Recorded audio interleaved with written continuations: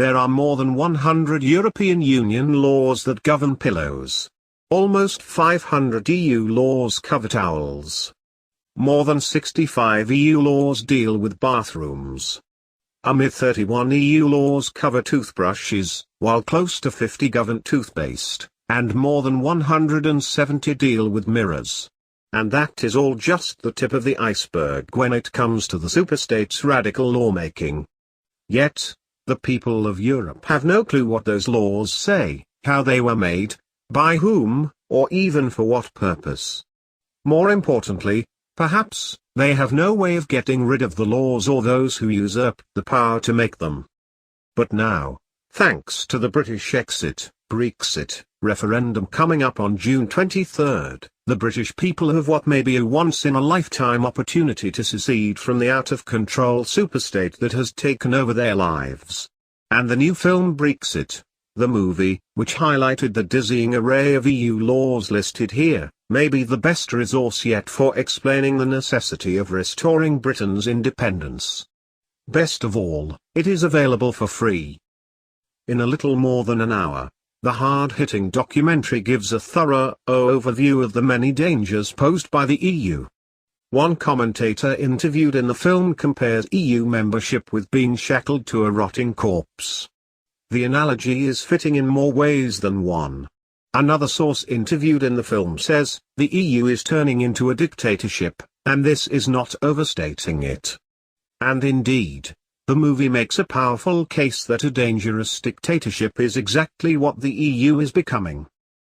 The film does an especially great job of debunking the myths and fear-mongering being peddled by pro-EU apparatchiks and the establishment and beyond.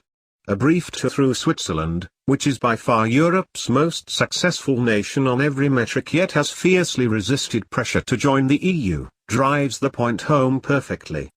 Britain can regain its sovereignty, and at the same time benefit immensely as a result.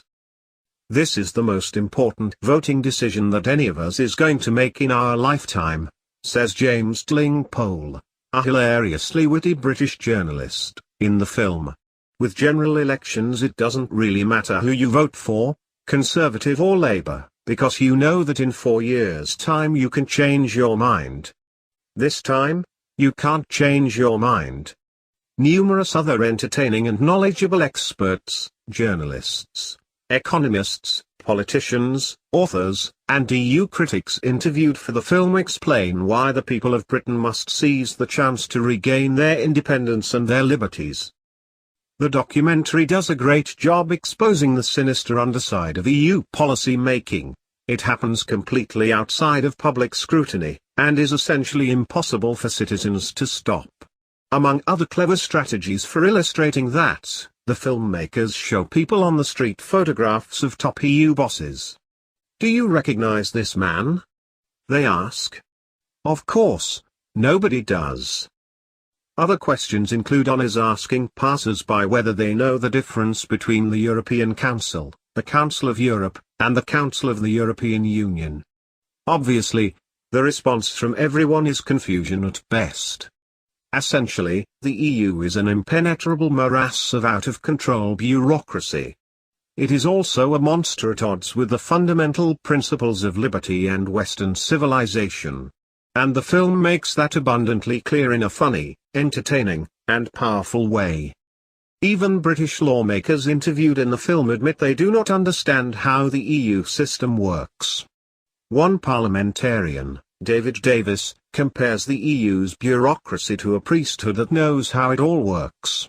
The rest of us ordinary citizens don't know how it works, he said, adding that it leads to a massive transfer of power. And that is the point. The architects of the regime did not want everyday people to understand it.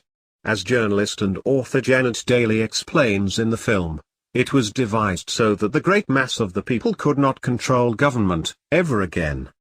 The implications of that fact alone ought to be more than enough to persuade people to rise up and vote for secession. But that's only the beginning. Another key element of the film is the highlighting of the economic destruction wrought on the British economy by EU laws and regulations. Fortress Europe, as the narrator refers to the superstate, has been a calamity to the European economy. that is backed up by great amounts of evidence. In particular, the movie shows how Eurocrats in Brussels helped to crush the livelihoods of countless British fishermen, who for centuries have fished the waters of the British Isles. Remarkably, the EU has even started paying British ex-fishermen with tax money to allow their boats to be destroyed. Also under threat because of the EU are British exporters in everything from candy to heavy manufacturing. With interviews of the EU's economic victims, the film does a magnificent job of putting a human face on the massive tragedy the EU has inflicted. Eurocrats, by contrast, do quite well for themselves. Among other perks, the armies of faceless bureaucrats and other busybodies earn massively bloated salaries, absurd benefits, gargantuan expense accounts, and much more, living a life of luxury that the everyday taxpayers who fund it all could not even begin to contemplate. The film gives a brief overview of these benefits, and suggests that it is one of the reasons why support for the EU is so fervent among the political and bureaucratic classes that benefit from the arrangements. Watching it all roll by on film, the parallels between the lifestyles and attitudes of the EU's ruling classes and those of the communist elite in China or the Soviet Union are hard to ignore. Just as importantly, the Eurocrats have become masters at strategically buying support for their machinations with other people's money. The EU diverts great rivers of taxpayers' cash to the tax-consuming middle-class intelligentsia in our sprawling publicly funded establishment. The narrator of the film observes. The European Union is very good at purchasing the loyalty of powerful and articulate interests in all the member states, says Daniel Hannan, a member of the European pseudo-parliament with the UK Independence Party and a leading critic of the superstate. What we see here is really a racket. Numerous others echo those concerns. Indeed, massive amounts of taxpayer funding is showered on everything from museums and universities to lobbying groups and charities. That provides a built-in layer of support for the EU, of course, but is a huge burden on those unwittingly forced to fund it, not to mention inimical to the interests of everyday citizens. Showcasing an EU-funded opera house in the northeast Britain, for example, the film points out that for every £1 of EU funding returned to the area, taxpayers fork over almost £2.5 to Brussels. In short, massive taxation without representation to fund propaganda and useless support-buying projects. The film also touches on Britain's history. Despite the successful uprising by American colonists against the British Crown, it is true that Britain has been responsible for some of humanity's greatest advances in individual liberty. The Brexit movie highlights, among other examples, the world-famous Magna Carta. Also highlighted is the rise of the principle that the people must consent to taxes and government through elected representatives before they can be legitimate. Under the EU, over 1,000 years of traditions in liberty and self-government pioneered by the Anglo-Saxon world are in mortal danger, at least on the British Isles. The Brexit film highlights another major potential danger emerging from the EU's machinations, the rise of totalitarian extremism, ranging from radical leftists and communists to racist and fascist forces that some of the film's interviewees mistakenly refer to as far-right. Having collectivist tyranny such as fascism and socialism on opposite ends of a political spectrum makes no logical sense, as it leaves no place on the spectrum for liberty and limited government. In the documentary, footage of frightening fascist-style marches with Nazi-style symbols, uniforms, and torches overlaid with eerie music is sure to leave a lasting impression on viewers. If there can be any criticism of the film, it is that it does not properly explain the shadowy globalist establishment, the Council on Foreign Relations, the Bilderberg Group, and other like-minded outfits, that has publicly boasted of its crucial role in foisting the superstate on Europeans. Without understanding the powers behind the EU, it is hard to understand the real agenda, and why it is so crucial that Europeans, and the British in particular, fight back. The film also provides no mention of the well-documented role of the US government's role, via the CIA and other agencies, in imposing the scheme on Europeans. Nor is the deception that was used given its due. Unfortunately, the film also relies heavily on the term democracy, a system of government America's founders rejected as unstable mob rule that jeopardizes individual rights, God-given rights that the founders believed should be protected by law under a republican form of government.